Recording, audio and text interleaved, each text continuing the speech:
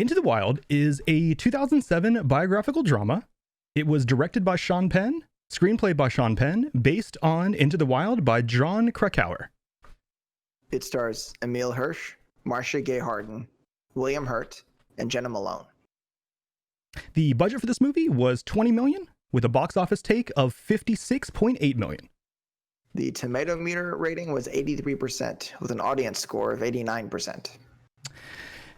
So, as we just talked about, it's an adaptation of a 1996 nonfiction book with the same title, and it tells the story of Christopher McCandless, or Alexander Supertramp, and as he attempts to reject modern society and escape into the Alaskan wilderness.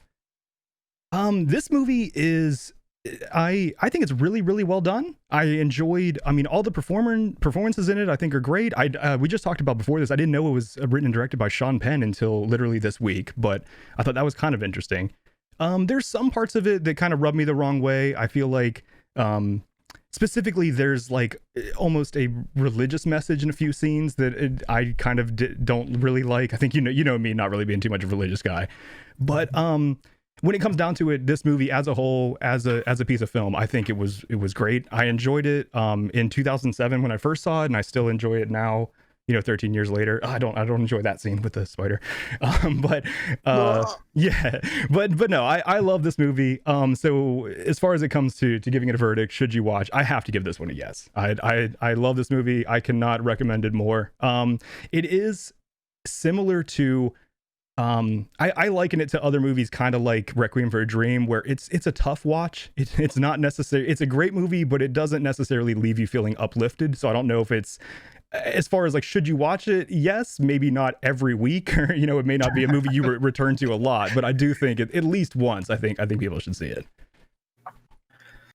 Well, yeah, for me, the question is, should you watch it? And I didn't love the movie. There's actually a lot of stuff in it that I thought was kind of naive. I mostly I'm the only coming of age movies I like are ones that I watched when I was coming of age. Gotcha. So I picked Elizabethtown a few weeks ago because that's one that I was watching when I was like in my late teens, early 20s. And so it was one that kind of, and I think this movie is about the same for you.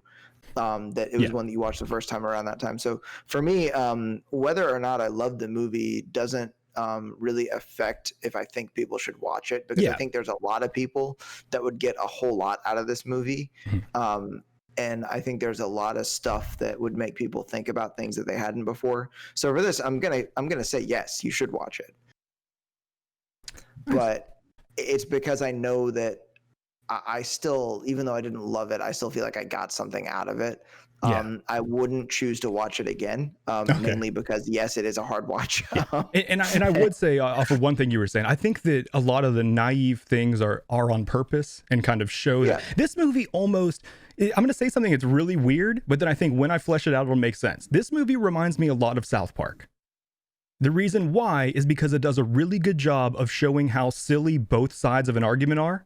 And I think South Park does that really well, and I think this movie, kind of the two sides of the debate kind of that it's showing, it shows both sides really well, and then it shows the silliness and the hypocrisy that both sides have.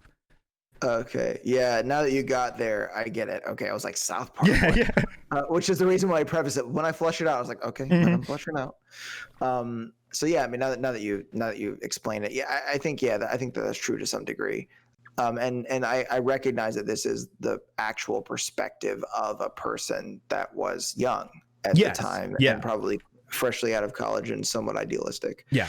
So, and when you're making a movie about someone that existed, sometimes you don't have a choice, especially if you want to be true to the individual, especially when you have a journal or something to go by. Exactly. You get to take some liberties, but I mean, you're telling a story that's already been written. So, can we spoil shit now? Oh yeah, sure. Let's get into it. Yeah. So